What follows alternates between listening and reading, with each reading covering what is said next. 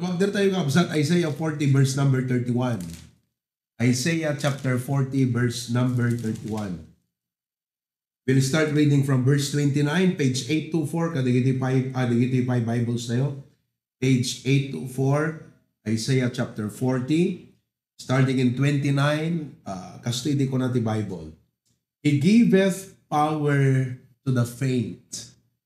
Ito sa ti sitwasyon ti adu nga tao tayo, faint. Praise God. The problem is not about fainting. The problem is we do not know how to get that power. To them that have no might, He increaseth strength. Nagiti awang kabailan na, kunana, pawadwaden na iti pigsada. Wow. The problem is not having no might. Problem is you don't know how to get that strength. Verse number 30. Even the youth shall faint and be weary. Nagiti kano agtutubo, babanog, and the young men shall utterly fall. But they that wait upon the Lord shall renew their strength. Mga kapatid, yan ang gusto kong ituro sa inyo ngayon. How to wait upon the Lord. They shall renew their strength. They shall mount up with wings as eagles. They shall run and not be weary, and they shall walk and not faint. Dear Lord, tulungan niyo po kami sa oras na ito, pag-aaral ng Biblia. Thank you for this wonderful truth. Waiting upon you is the secret to a renewed strength. I pray that you bless your servant, bless our internet connection, and may we go from this place today, Lord, renewed in our strength. We may be tired physically, but we are not just talking about physical strength. We are talking about inner strength. Because many may be physically strong. Maybe many are physically healthy, but spiritually down, spiritually sick, feel like quitting, discouraged, depressed, and distracted. That's why help us, Lord, to renew our strength, to not just keep on going in life, but to move forward victoriously. In Christ's name we pray. Amen. You may be seated. Life is exhausting, physically, emotionally, or mentally. Life is exhausting. Whether it be pressures of work, trabaho, responsibilities of family, dalawang bagay na mahirap ibalanse. Importante ang trabaho because it's your resource of income. Importante of family because it's one of the most important relationships in your life. Priority, these are very important too. And the demands of school if you are studying, the unexpected struggles that come our way. Parang gusto natin yung work, responsibility, school, ayaw natin yung unexpected struggle. Kung tayo, apo, gusto ka din di responsibility pamilya. Gusto ka din di trabaho. Gusto ka din di demand di eskwela. Amo kad na yun ang problema, apo. But I wish I can tell you, life becomes easier. I wish I can tell you that, but it's not reality.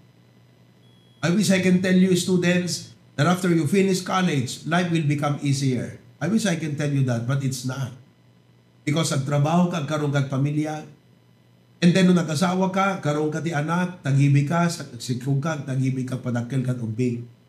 You know, we all know that what it feels like to be drained, to be weary and to be weak. We are not going to talk today about how to be drained, how to be weary, how to be weak. That's already the reality of life. We will talk today how to renew the strength when you're weary down and drained. Some try to push through in their own strength. Tawa ko na, dagat, kayam deta. Yun ang sinasabi sa sarili. They rely on willpower or quick fix. So ag shabu, ag drug stop nun, umigsa. Ag take this steam, cobra, energy drink. These are quick fixes. Only to find themselves burned out. Others run to distractions. Sige mo na duma, tapno lang makaregain the strength, they go to distraction. Like social media. Awan mo ubra, pagsangkot balay, cellphone, Facebook, 2 hours, 3 hours, relaxation. Entertainment. Unhealthy habits. Ba? You want to eat because that is your stress reliever. Hoping to escape the exhaustion. Actually, di kasta maliklikan tayo, di gito yung exhaustion. But they end up feeling emptier than before. Yet in the midst of our weakness, God offers us a better way. Amen ba, kausap? Dito ti may offer ti mundo kang katilubong, but God offers us a better way. He does not expect us to carry the burdens of life alone. Dangami nagigita tao nga nakayat nga kumbaga isunan at magbaklay di problema na. But God does not expect you, kapatid, to bear the burdens of your life alone. He promises that our strength can be renewed. Yan ang dapat nating matutunan. You know, how the strength can be renewed. Not through self-effort or worldly solutions, but through Him. So, how do we have this strength, mga kapatid? So, itinating ang malam, isurok ka na kayo, how that strength can be renewed through waiting upon the Lord. Strength is renewed through waiting on the Lord. Now, remember this. You can be physically okay, strong and healthy, but not strong inside. What we need is the inner strength that can be renewed by waiting upon the Lord. Dito binasa natin Isaiah chapter 40 verse 31. The background, let me just give to you the background. The first 39 or the first 39 chapters contain warnings of judgment due to Israel's sin. So, manipod chapter 1 aging ganang 39. Winarningan ti Apo ida. Imbaga na kadakwada iti mapasamak nga judgment because of their sin. So imbaga na, you will be put into exile. Ihirap kayo. You will be a slave to these people. It will be a very difficult season of your time as my people. However, God gave them a comfort. Paunay ka na yan. Kaslate nagbaot sana mutla ang inagasan. Yan ang ginawa ng Diyos. 1 to 39 is about judgment. And then chapter 40, God was telling them, and He was writing ahead of time, that God is saying, I will not forget you. God had not forgotten them, and He would deliver them. So, God was telling them, okay, nubautan kayo ito hanggang eksaksakit tagamaan. No ipang kayo ito di exile, no i-judge kayo ito hanggang ito mauupay. Ang kayo ito agtaltalikod kanyaan. It's necessary that I will judge you. It's necessary that I will do this to you. But I want you to remember, I will never forget you. Importante lang nga talaga ma-judge kayo because this is the only way I can clean you. This is the only way I can deal with your sin. This is the only way I can make all things right. But while you go through this judgment, do not lose heart because I will put you back. I will cause you to return to the land. Okay? And that you only trust me on this. The process I will do to you, you don't like it, it is necessary. Just trust me on this. Yun po ang ibig sabihin ng wait upon the Lord.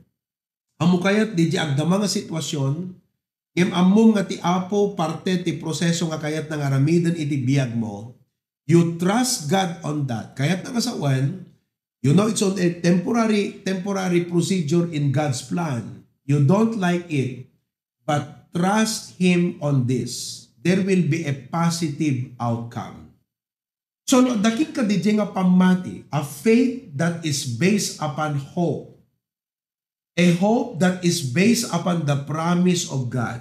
Tatlong bagay. Faith based on hope and hope based on promise. Kasi no ti faith mo, positive thinking lang, kayam. That is positive thinking. No ti faith mo, nakabase lang kadagiti agas, nakabase lang kadagiti gagayim mo, nga mangibagbagakan ka, that's not real faith. The real faith, nakabase iti hope. Nga dating hope, nakabase day promise ti Apo. Kastagayam Apo. Temporary lagayam dating nga paglasatan mi. Adan to gayam positive outcome na. When your faith is based on that hope, and that hope is based on the promises of God, that will give you tibker ti pakinakam. That will give you strength.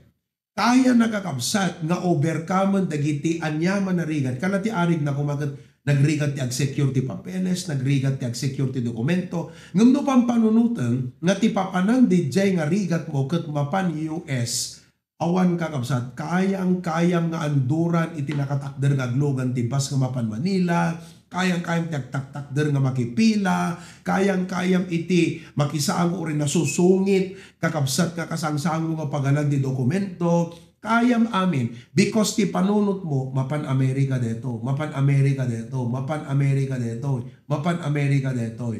You will renew your strength because of that hope.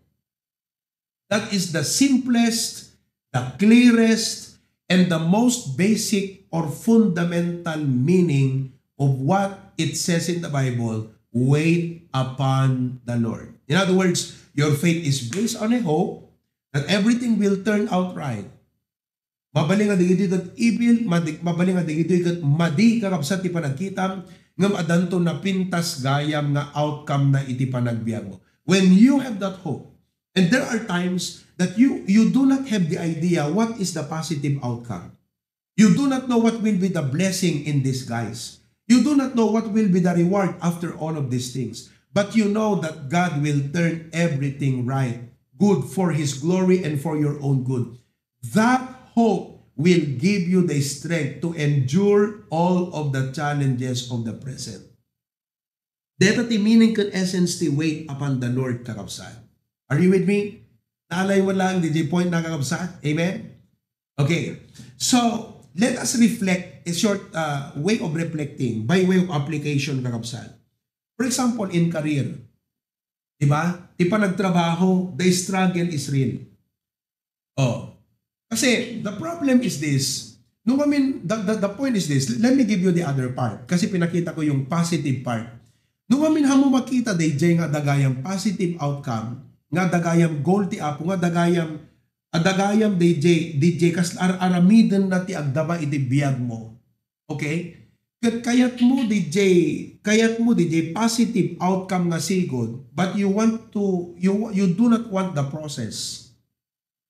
Just like these Israelites, they don't want the process. For example, they want to go back immediately to their land, but they do not want to go through that process. Mapapagod sila, iisipin pa lang nila, mapapagod na sila. That is the problem. And you will do many foolish decisions in life just because you don't know how to wait upon the Lord. So in application, for example, in career, the struggle is real. Many professionals experience burnout, stress, uncertainty about the future. Some rush ahead, making career decisions based on pressure rather than seeking God's guidance. Imbes nga, kasi datoy mamin, awan sistema tayo kakabsat, nga agtalit iti apo. Kaya tayo tagat, we can manipulate things, control things, we can make things happen. Kung nadangarot kat, diskarte lang yan. You know, dito ti dapat ma-realize mo, adda digiti banag na kasapulam ti diskarte. Ngamahan nga amin na banag, maalam ti diskarte. Kasi adda banag na diskarte mo ti Apo Diyos ti dapat agpanuray. No hamo nga da diskarte mo iti Apo, kat sarilim lang nga diskarte, you might shortcut things, you will shortcut things and will miss the great blessing of God upon your life. Ulitin kakabsat, adda digiti banag nga kailangan ti diskarte. Pero nga amin na banag maanam ti diskarte. Kasi adda digiti banag nga kasapulan diskarte ni Apo Dios ti aggunay kakabsat. Tapnon iti kasta mapasamak DJ insagana na nga blessing para ken God. So dikito iti banag gano awang king ka DJ nga sistema nga dagayam diskarte mo iti Apo. Adagayam ways na, adagayam plano na. Adagayam insagana na as far as my career is concerned. Kung kunam sigurita nagrigat agsapol trabaho, api kasto ilang di trabaho. Di ba? Oh, kat masulisog ka kakabsat kadagiti banag nga eventually ti consequence na kat yadayo na kati Apo. Masulisog ka ag-shortcut, maging dishonest, i-give up mo the integrity, and so on and so forth. Kasi nga you are only thinking of solutions. I want money now. I want a fix now. I want a solution now. And because of that, you just work out your own strategy. Ngam di mo abo nga ti apo adin sa gana nga sa bali, and this moment may be a season nga i-prepare na ka. Or this moment may be a season nga usaron na di circumstance tap no pagplastar na di na sa isayat nga mapasamak ka. For example, it might involve the next nga application nga dating absent, but you know, idi nagbangkang Australia, nagibook ni Preacher Glenn, DJ flight me, awang pay cyclone. Ngamit din na i-book yung flight bin, tsaka dumating itong report about the cyclone. We were supposed to fly from Sydney to Brisbane. Tingnan mo yung that was our plan. And God allowed that plan to take place. God allowed Preacher Glenn to be able to book the flight. God allowed it to happen. God allowed it na gawin namin yung aming planong gawin. Inisip namin yan. Pero hindi namin alam, mga kapatid, na magkakaroon ng cyclone. So, pagdating na ng Sydney, nandun kami. Thursday, we arrived. And then, shortly after we arrived, Preacher Glenn informed me, sabi niya, all flights are canceled. All Saturday flights are canceled. So, isip na naman kami ng paraan. Kasi ang goal namin, makarating, dapat kami ng Sydney, Brisbane. Makarating kami ng Brisbane. Hindi pwedeng hindi kami makarating ng Brisbane. Isip kami ng paraan. Ang tawag doon, diskarte. So, sabi niya ganyan, okay. Sabi niya, isip ako, how about we fly to Sunshine Coast? And then from Sunshine Coast, we travel about 1 hour to Brisbane. Okay. Tinignan namin yung flight. Then, how about we fly from Gold Coast? Di ba? Gold Coast. Malabsam namin, Gapukat, Sydney, Gold Coast.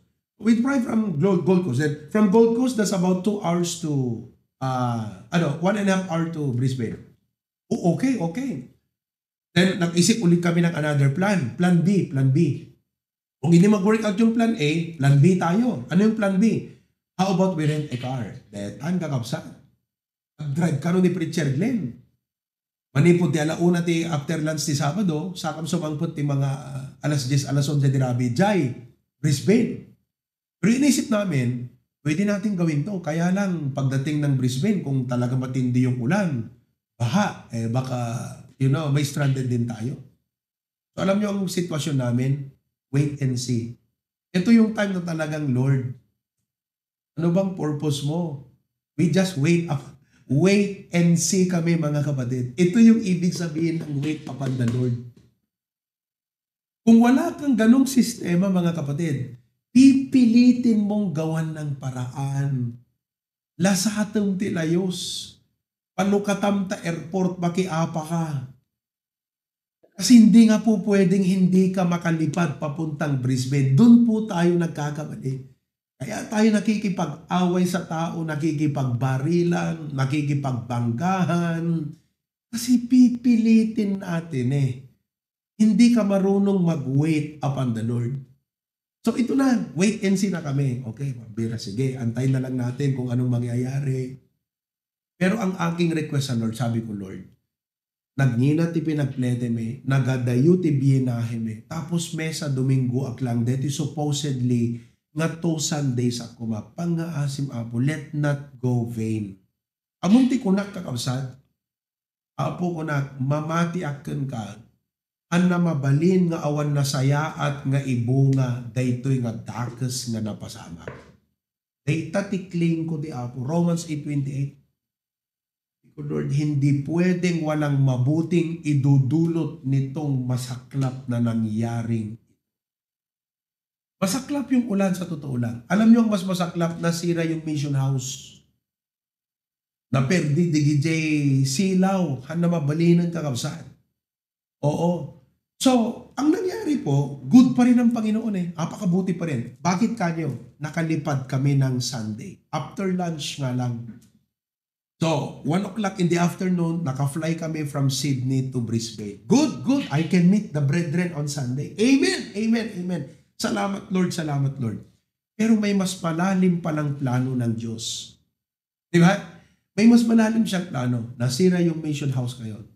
Dahil sa cyclone na to, pag-rewind tayo ng konti, supposedly that Sunday, magko-conduct na kami ng evangelistic service, pero na-cancel.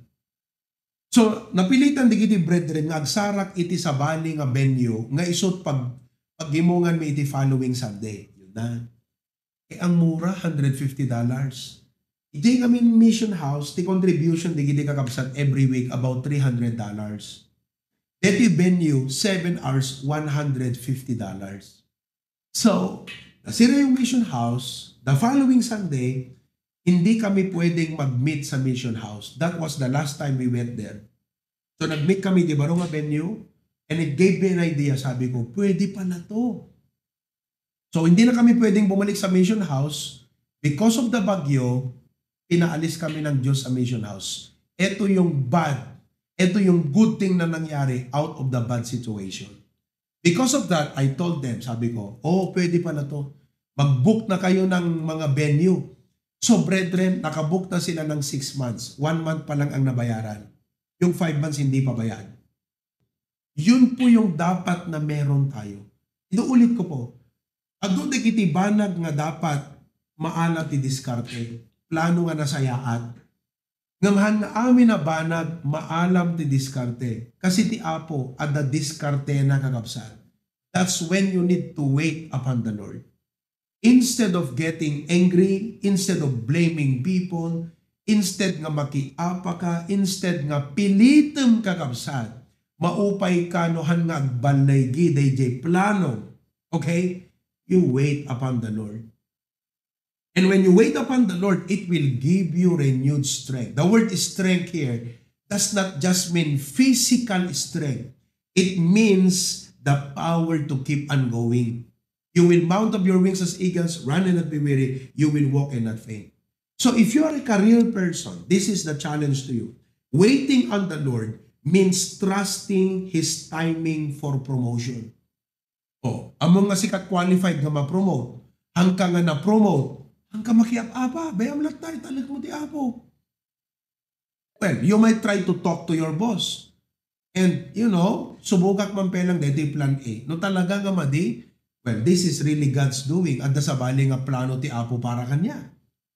No, awan king ka DJ nga mindset nga agtalag tayo lang ti Apo at the purpose na ti amin na banag, maupay ka tibyan. Ma-depress ka, ma-down ka. Magagawid ka ba'y Pilipinas? But you need to trust God for the timing of your promotion. Business opportunities and job stability. It's not about doing nothing. It's about working diligently while depending on God's wisdom and direction. Instead of exhausting yourself, panugumlat bagbagim. Agasam ko maayan no pinilit mit bagbagim nga nagbiyahit Sabado, puunay nga banlog bingatan. Namila inurayan kakabsat iti Apo. That I think Saturday night nga nag-open kakabsat DJ flight or Saturday. So nga ko na ni Preacher Glenn. Anang arod, ko na, at the open nga flight ko no Domingo, 1 o'clock, sabi ko, praise the Lord. Makapantay mo't lang.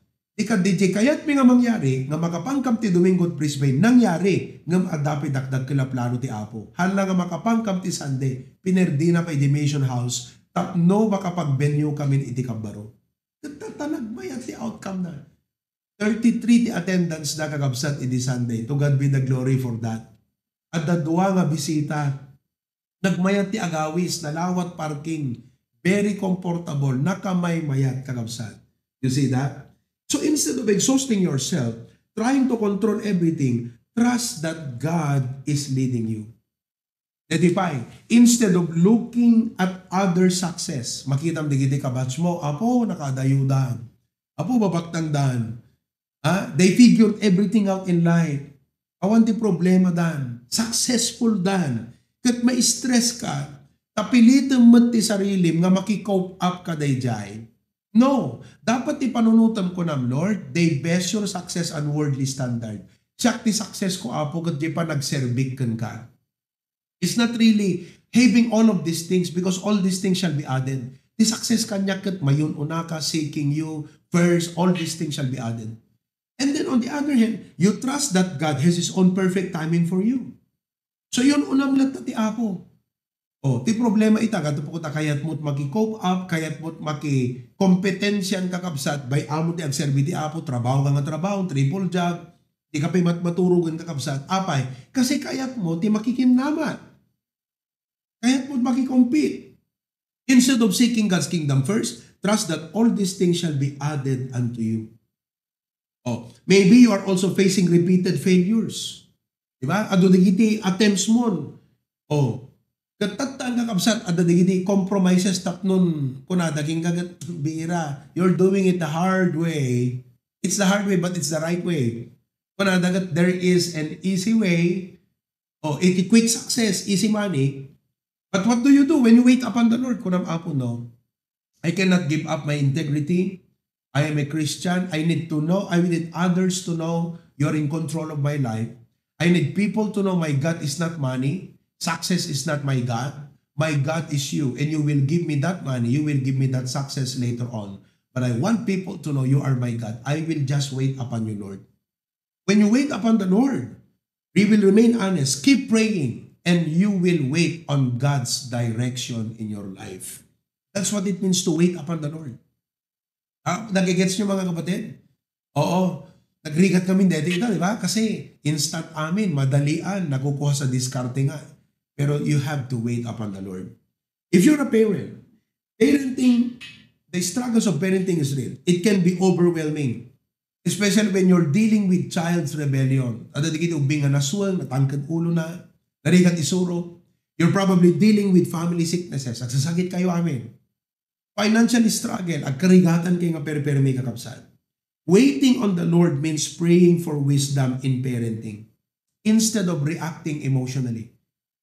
Imbes kakapsat, burst out ka di emosyon mo, ti panglaban mo, emosyon mo, pangtiram ti anak mo.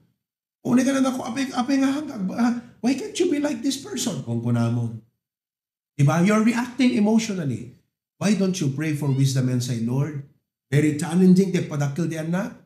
Very challenging digiti anak ko apo. Ang kumaaka ida di church apay nga ta jak makita tarigagi nga makigimo. Apay nga kanayon nga pilit. Ang Holy Spirit puro holy pilit digiti anak ko apo. Lord, how can I influence my children, Lord, to serve you? Diba? You wait upon the Lord. So, it's about being patient as you guide your child, trusting that God is working in their heart even when you do not see immediate change. Diba? Di kahit mga minggat balbaliwang masigot ti anak mong kag. Dati no imbagam ko aglalo no teenagers ang dadakil ti anak mo 20s or early 20s kakabsat. Di kahit mo balbaliw dan di ba? But that's the outcome you want to happen. Pero you cannot change their heart. Pero dalhin mo sa panalangin. Wait upon the Lord. Do the right thing as a parent, but you need to wait upon God. If you're a student, the struggle is real. Very exhausting, academic pressure, uncertainty about the future, comparison with others. Waiting on the Lord means trusting Him with your future, okay? Talag ka lang ti apo ti masakbayan. Oh, your grades, your career path and direction. Take one step at a time. Iba nga man takaabay mo, one step at a time. Amo nga saklawon amin na panunod mo pasakbayan, mabanlog ka. Agtalit ka ti apo, nga one step at a time, the steps of a good man are ordered by the Lord. Amo ti apo ti agsasaruno. Oh. Ni Pastor John idiubing kami kat nangala kano ti Kaplan. Kasi nga isagsaganan at panag-college Megan Preacher Glenn. Yan ang plano niya, yan ang diskarte niya. Pero ang Diyos may ibang plano para sa amin. Oh. At kami na usab di Kaplan, apay ko nayo. Talugi. Oh. Siguro marami sa inyo kumuha din ng mga Kaplan. Walang masama sa insurance. Pero talagang plano yun eh. O kasi kung na idigat nagrigat tibiyag ti ministry, no kasto ito lat plaster ti masangwanan na aldaw, kasano makapag-college digiti anak mi. So nga nga ti Kap, insurance, tap nung to nagbasa kami, ada mai-withdraw, ada mausang nga pagbasa. Tingdang by the point, ani mama, ang plano pa yung Hong Kong gano'n, mapanag-abroadan. Kasi nga ang hirap ng ministry, yun yung mga plano, yun yung mga quick fix. Yun yung mga avenues na opportunities na pwede mong sabihin sa sarili mo, may mga opportunities pwedeng gawin to Pero sabi ko, no. May plano akong iba para sa inyo. So anyway, inayaan ng Diyos na magkaplan si Pastor John, pero hindi niya nga naituloy. Alam niyo kung bakit? Wala nang pantuloy. O mukwarta na nga pang tuloy di kaplanan nga kapsaan.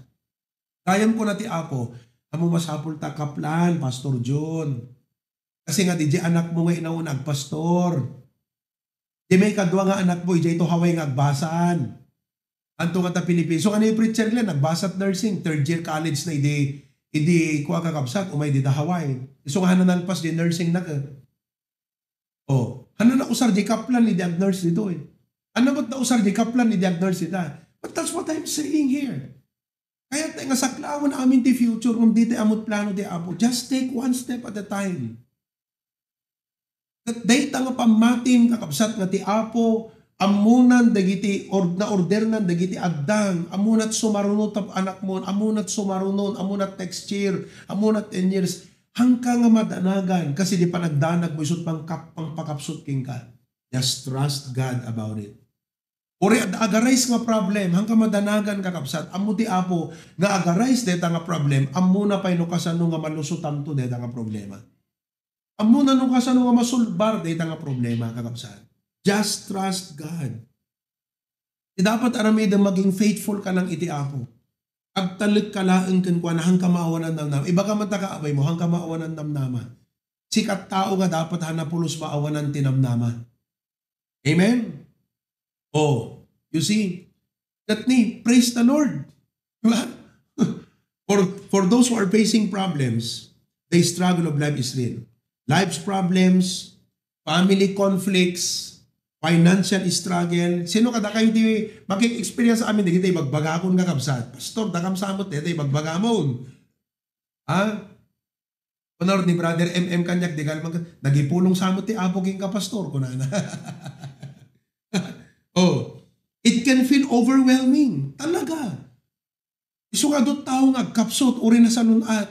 Adot tao nga kapsot, uri na pigsa. Because they're overwhelmed. Handa makatayaban kakabsat. They cannot thrive. They barely can survive. Many people want instant solutions and get discouraged when things do not change immediately. Diba? Waiting on the Lord means trusting that He is working even when we do not see immediate results. Agtalag ka natat ti Apo, uri awang makitampay, agaramit ka natat na imbag, agserbi ka, may kalat na makigimong ngamin. Aga dati, adala parikot mo, di kayo may nakigimong, adadang ka na gayang. Pasapol mo rin, adot parikot mo, umay ka natat na makigimong, pilitem nga makaumay kat kapilya, agdingag ka ti sa uti Apo, papigsaam tapamatim, nayunam tinamnamam kakabsat. Don't meditate on your problem. Meditate on the promises of God. Oh, ikapapanunot mo, nabannog kan, kung nati Apo, o nabannog kan, o irugik nga rin, plano ko. Magayam, nabannog kat kaplaplano mo, magayam nga isot mapasamak, at magayam sa bani nga plano ti Apo, no kung managtalag ka, o dihang ka nabambannog. Amen, kakabsat? You see, we want immediate results. Basta DJ Pastor, DJ Atok, nakakabless. Kunan among pastor, kunana, 8 years na, awang mutlat masabon. Awang mamati kanyak, awang maawis kut kapilya, da kami na pamilya de gimgimong 8 years. After 8 years, adamay sa nga nasave, kunana, grabe, mawat ti Apo, praise the Lord.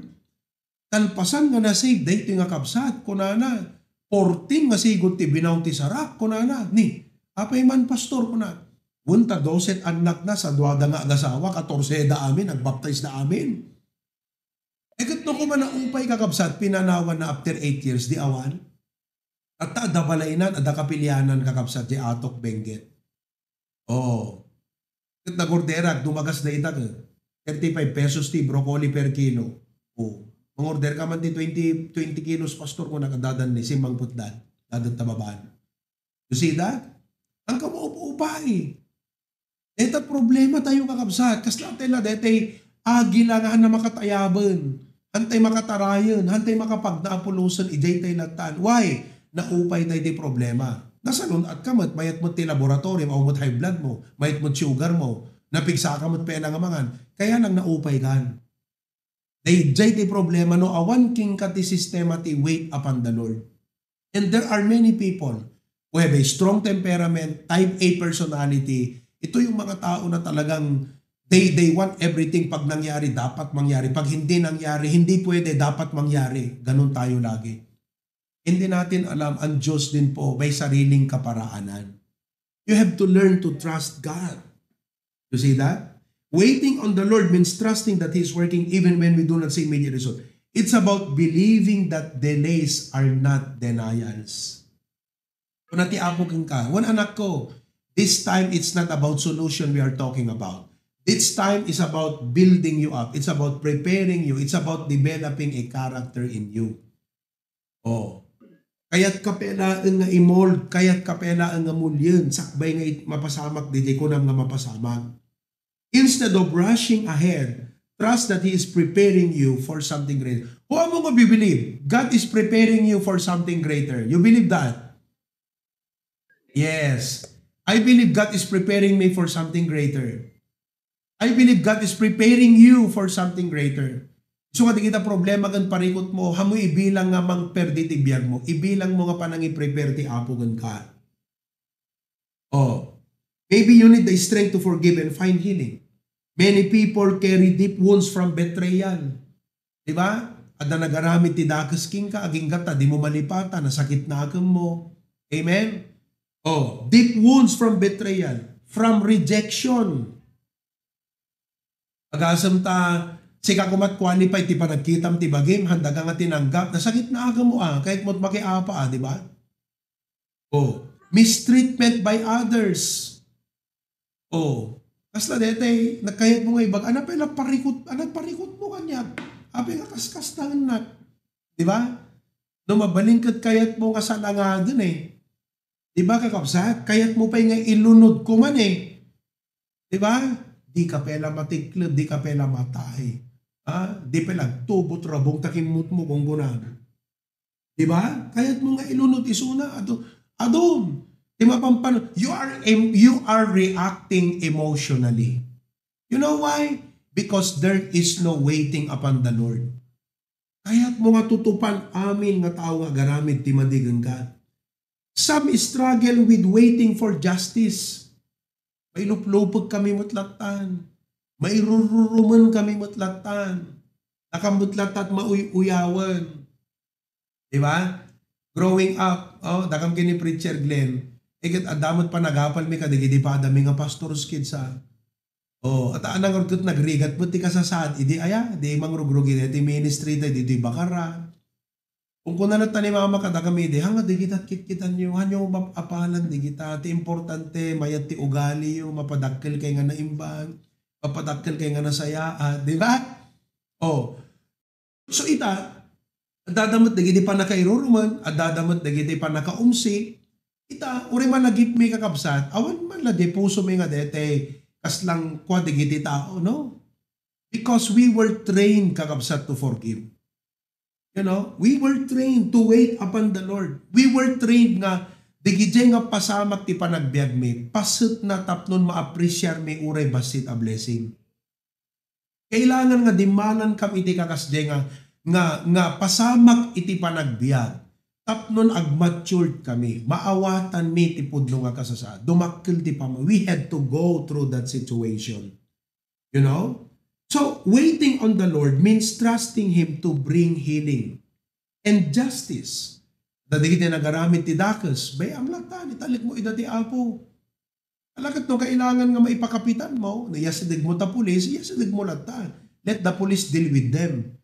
But if there is no law that can give you justice for what they did to you, leave it to God because God said, vengeance is mine, I will repay, saith the Lord.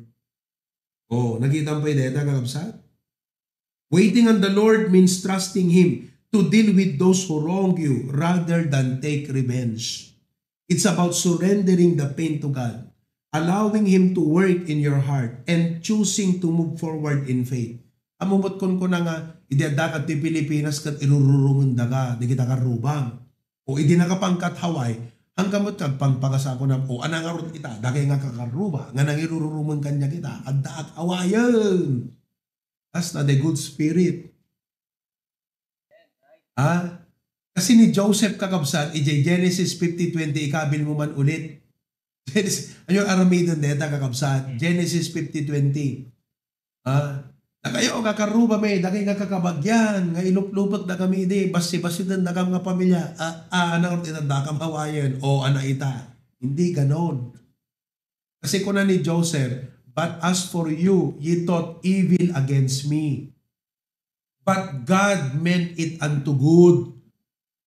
Oh, iso nga no, digitay karubam, nagbakasyon kadtoy, makita digitay antim, kakasinsim mo, kakarubam nga basi-basi din na kay idi. No umay danto kakabsat, isuda kag ti priority yung nga pasalubungan, hangad digitay nasayat ka tao. I-priority nga pasalubungan nyo, digitay nang uyaw kada kayo. Amen. Do good. Kanyo tuwalya. Pagpunas na tluwa. Amen. Oh, kanyo makademya. Kanyo spam kakabsat. Oh. At nung makita na nga, nakita man aya, uri nagdakas ti inararamid ko gingwanagat, nagsayatlat at puso de nga tao. Deta nga ron kakabsat na ada waiting upon the Lord na puso me. Naawatan ni Joseph amin nga napasama. DJTA problema, hamo nga may maawatan na problema. Naawatan na nga kuna na, dakas ti naramid yung kanya, ngam inusar ti apo nga wagas, tapnon maituyang na, iti na imbag nga plano na, handa kanya para kada tayo amin nga sangapada. So nga dito blessing ko, blessing tayo amin. Kasi no handak inla ko, jakmat na ko may ti Egypt. No jak in may ti Egypt, kunana, no jakmat ka na ibalod, jakmat na amamo di nga chip baker. Oh, tatan na i-promote ako, blessing amin di gijay. I may not like the process, but it's the same outcome. I was exalted. The process was not as I expected it, but still, God gave a better outcome in my life. So, nung nakita ni Apo Diyos, hanggang to sakit agam ti tao, hanggang to nga, you know, because you see God in everything. You wait upon the Lord. Amen? Psalms 46 verse number 10. I close with this. Psalms 46 verse number 10. Can you put that on the screen? Psalms 46 verse number 10. Be still and know that I am God. Oh. Talna ka. Bagam takabay mo, talna ka. Pagtalna ang taniknam, wait upon God. I will be exalted among the heathen. I will be exalted in the earth. Brethren, I know, ulitat ting bagak itay, there are many things na kasapulam ti wisdom, diskarte na imbag nga panagplano, tapno at ma-accomplish mo. But there are things nga ti plano ti Apo, isolaeng iti dapat nga panuray. And if that case happens in your life, apply this principle. Wait upon the Lord. Trust in Him. God said, be still and know that I am God. Amen? Oh, sino kada kayo kakabsat, itinabendisyonan ka dito nga message itang mana. Amen. Sino tinabang-aran? Oh, pastor, nabang-aran ako. Gusto. Kayatin, pastor, tayo parparigatan di bagbagi. At talaga klata ti Apo gaya man. Amen. Okay. Yeah. So, brother guys, Sister Mila, good afternoon. Sister Risa, Sister Cheryl, Sister Raquel, sa Maribig, Tita Puring, all of you, magandang hapon sa inyong lahat. At sa inyong lahat dyan sa sanctuary na imbag nga malim yung masangapada. Lord, thank you so much. Komte Gloria Gandayaw. What a message, Lord, that reminded us to wait upon you. Taught us what it means to wait upon you, O God. Nagtulungan tunggal may sa kada kami. Adaman di kiti parikot problema pagkasapulan. Kami ko mga banugan ti bagbagimi. Hangkam ko mga kapsut ka po kadigiti nga problema. No di ka tagtalag kam kumakin katap no adapig sa aming agpatpatuloy. Faith that is based on hope and hope that is based on your promise. Thank you, Lord. In Jesus' name we pray. Amen and amen.